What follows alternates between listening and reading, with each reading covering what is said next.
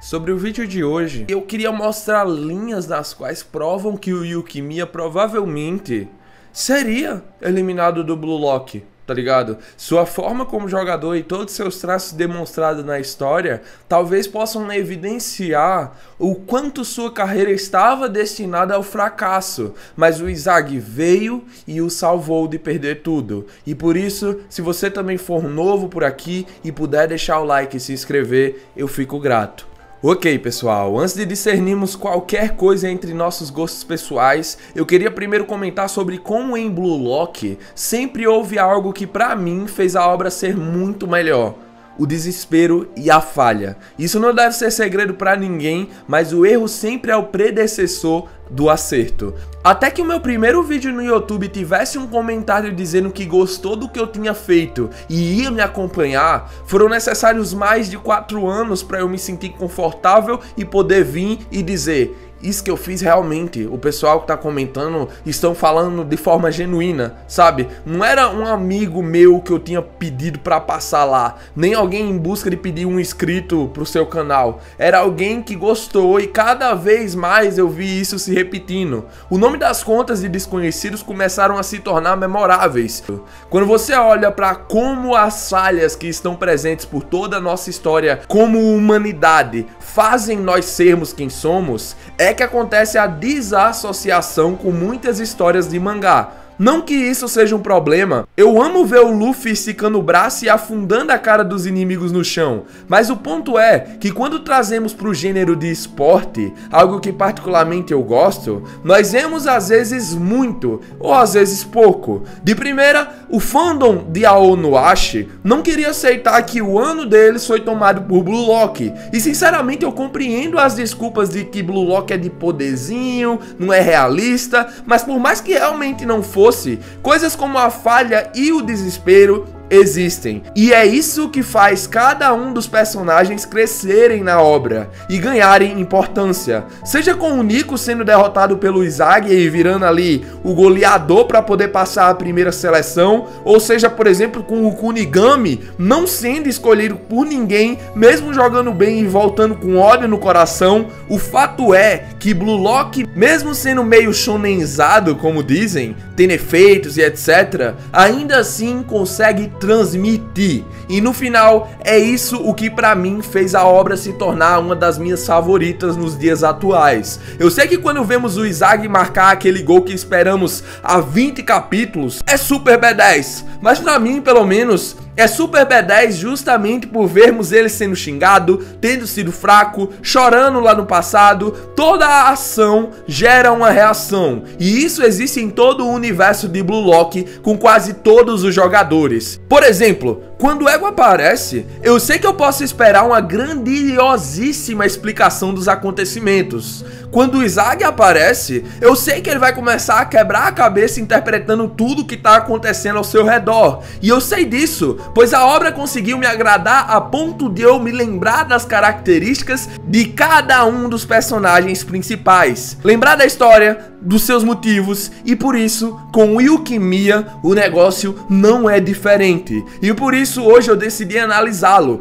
dando atenção para quem ele é e como o seu futebol o fez se perder, o que para muitos foi o real motivo de termos ficado com cara de palhaço ao ver os últimos spoilers aí. Lembrando que eu sou fã do personagem e gostaria sim de ver ele recebendo ali seu devido espaço, só que no fim temos que ser realistas para o quanto ele menosprezou o Izagi.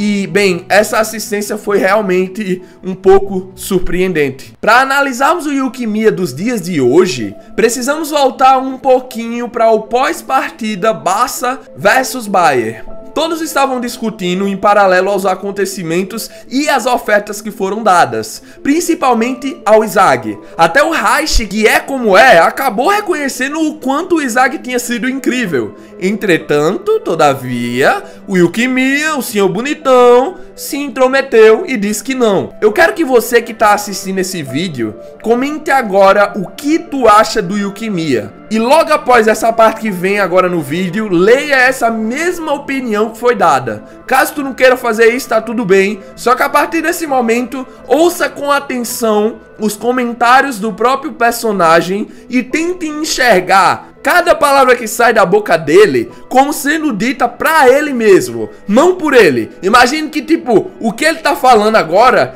vai estar sendo falado por outra pessoa pra ele, tá bom? Show de bola? Vamos lá. Como você foi capaz de fazer um passe quando queria ser titular? Estou perguntando pra aquele que deseja se tornar o melhor atacante do mundo. O Inzaghi vem e fala: não é como se eu tivesse feito o passe por livre e espontânea vontade. E logo em seguida, o Yuki diz: é mesmo? Isso não muda meu desgosto ao seu respeito. O Inzaghi fala que fez aquilo para subir na escada até se tornar o melhor atacante. Mas quando pergunta pro Yuki se ele não faria o mesmo, ele diz: nunca! Eu nunca me deixaria levar por um passe. Ou seja, ele chutaria sem sombra de dúvidas. O Yoshi mostra que não está arrependido de suas escolhas, mas reconhece a sua incapacidade atualmente. Só que o Yuki simplesmente adiciona que essa foi uma solução covarde. O Inzaghi depois se irritou e jantou o Yuki Miya hablando pra caramba, e o protagonista botou fogo na discussão, mas por outro lado, o Yuki falou que ia continuar lutando até a morte da forma como ele imaginava que era o ideal de futebol que ele devia seguir. O Kaiser depois aparece, o convidando para se juntar a ele, mas o Yuki também não aceita. Vamos já pro seu flashback, mas você percebeu?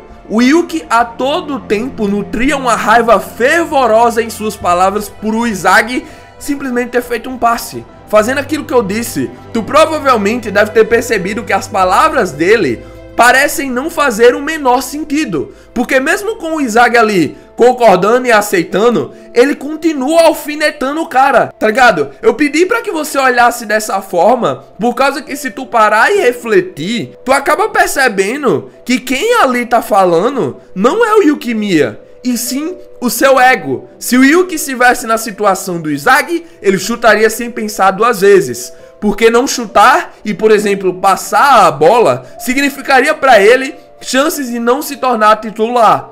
Como o próprio mesmo falou, como você foi capaz de fazer um passe quando queria ser titular? Tu tá me entendendo? Dentro das palavras é visível que o Yuki Miya não tá falando diretamente pro Inzaghi. É apenas ele se colocando nessa situação a todo momento. Ou seja, o seu ego falando mais alto. Existe algo distorcido dentro da história de Blue Lock por muitos fãs, que é o termo ego. Entenda que ele existe na obra e é o ideal que ela segue, só que dentro do ego, emoções e sentimentos colidem, e isso acaba gerando, por exemplo, a arrogância. Ego e arrogância são duas coisas distintas. Por mais que eles estejam interligados, não são iguais, tá ligado? E eu quero que tu deixe isso guardado na sua mente para o que vamos abordar mais à frente no vídeo. O passado do Yuki é de forma esplendorosa perfeito. O cara é bonito, ou seja, tinha uma credencial em várias partes da vida, porém, seu sonho era se tornar jogador profissional. O melhor, ele dizia, o melhor atacante do mundo. Ele jogava muito e as pessoas ao seu redor o desejavam boa sorte. Num dia, voltando para casa, a visão do Yuki começou a borrar. Já no médico, indo avaliar o porquê disso ter acontecido, foi dito que o Yuki possuía uma doença chamada neuropatia óptica. Essa doença causa lesão no nervo dos olhos, que é responsável pela visão, e pode gerar cegueira caso não fosse tratada rapidamente. O médico explicou tudo direitinho pro Yuki, e como o seu estágio ainda era inicial, ele não ficaria cego. Porém, jogar futebol a nível profissional seria bem difícil. Para quem não entendeu bem, o problema dessa doença é que a visão começa a embaçar quando você tá cansado. Tu entende? Sua visão será limitada cada vez mais todas as vezes que você estiver cansado. Naquele momento, o Yuki Miya perguntou se tinha feito algo de errado. Tudo que ele queria era apenas ser o melhor jogador de futebol do mundo. Isso não podia estar certo. Ele não queria mais nada. Só que em prantos, vimos o sonho sendo tirado do garoto. O médico dele disse que faria o máximo para dar suporte até que ele se tornasse profissional. Porém, a sua doença iria continuar progredindo. Ou seja, o tempo para mostrar as capacidades dele era limitado. Dentro de todos os jogadores do Blue Lock, por mais que você me traga N motivos, é inaceitável para mim tu vir dizer aqui que ele não é o que mais quer se tornar o melhor. Boy, enquanto ele joga e vai se cansando, cada vez mais sua visão fica turva. Porém, ele não desiste. O regime de treino do próprio é limitado justamente porque tem horas que sua visão fica totalmente manchada. Entenda aqui, velho. A pessoa Yukimiya não é gente ruim. Eu mandei tu olhar pro personagem mais atrás daquela forma, justamente pra tu perceber isso aqui. Depois de ter treinado e esfriado a cabeça, o próprio pensa consigo mesmo: eu estou irritado com o Izagi. Isso pode mesmo ser inveja. Ao olhar pra dentro de si, ele entende que todo o caminho que ele queria trilhar, quem trilhou foi o Izagi. Ele precisava reconhecer suas fraquezas, mas novamente, o seu ego lhe persuadiu e disse: eu não concordo com o ideal do Izagi. Ele queria provar sua existência de sua própria maneira, e por isso estava preparado para morrer pelo seu ideal. Tinha chegado então o dia de anunciar os titulares do time ali que ia jogar contra o Manchester City. E bem, basicamente o Yuki, treinando muito bem ali, se esforçando, acabou ganhando a sua vaga. Durante o início da partida, ele foi bastante deixado de lado, mas aí no capítulo 195, o cara vem e simplesmente rouba a bola do Izagi, o próprio companheiro de time dele. Bem, mais à frente, faltando um gol para o jogo acabar, vimos a continuação do seu flashback. O doutor falou que seu tratamento estava indo bem, pois, por mais que ele não fosse ser curado, não era apresentado nenhuma piora. Ele disse pro doutor aquele ditado, de que tipo, Deus nunca nos dá um fardo que não consigamos carregar.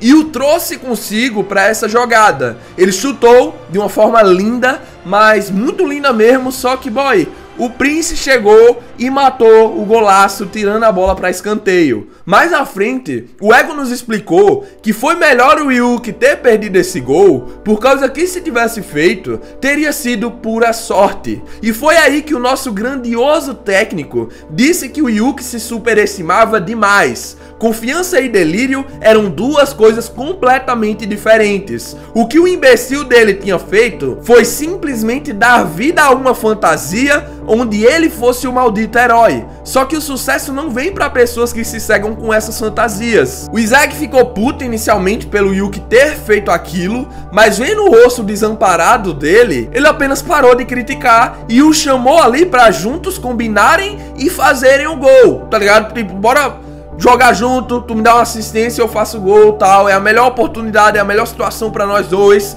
Tudo que o Izagi pedia ali era que ele lhe desse uma assistência, tá ligado? Só que ele, mais uma vez, deixou o ego o controlar por completamente e xingou o quanto pôde o Izagi, tá ligado? E isso acabou fazendo com que o Yoichi caísse ali na real, que o Yuki não queria ajudar, não queria ajuda também, não queria nada, tá ligado? Ele decidiu o deixar se afundar com as suas próprias fantasias, e mais na frente na partida, o próprio Yugi percebeu novamente ali, ele repetia isso na mente sem parar, que sempre o Izagi era quem conseguia tudo o que ele sempre quis, mas o seu próprio orgulho misturado com o ego era ali o que o feriam. Ele não queria abandonar o ideal que o conduziu até ali, porque pra ele seria a mesma coisa que estar morto fazer isso. Na cabeça do garoto, se ele não conseguisse fazer aquele gol ali, isso significaria que ele não podia ser melhor do mundo. E com isso, ele decidiu partir com tudo. O Yuki tinha a última chance de esmagar o Izagi em suas mãos. Ele estava monitorando todos os seus movimentos. Só que ao achar que fez tudo perfeitamente, acabou sendo usado pelo protagonista. O Izagi utilizou ele como isca e ele acabou caindo na real que o Izagi seria aquele a se tornar um jogador profissional. E a sua fantasia iria desaparecer completamente no escuro,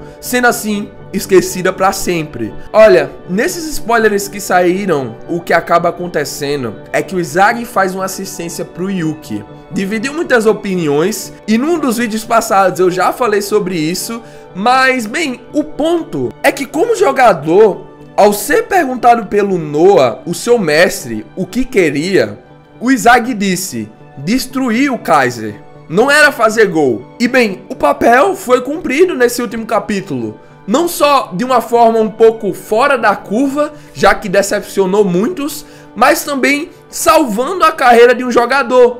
O Yuki já tinha aceitado seu fim, Mas no final das contas, aquilo que ele brigou no vestiário pós o jogo ali contra o Barça foi o que salvou sua carreira agora. Eu sinto que precisamos do próximo capítulo para finalmente termos o veredito, mas se o Ilkay Mia ali abaixar seu ego e aceitar que foi por causa do Inzaghi e falar isso aí verbalmente, tipo, pedindo desculpa e dizendo que ele tava sendo orgulhoso demais e tal, conversando, que o diálogo resolve muita coisa, tá ligado?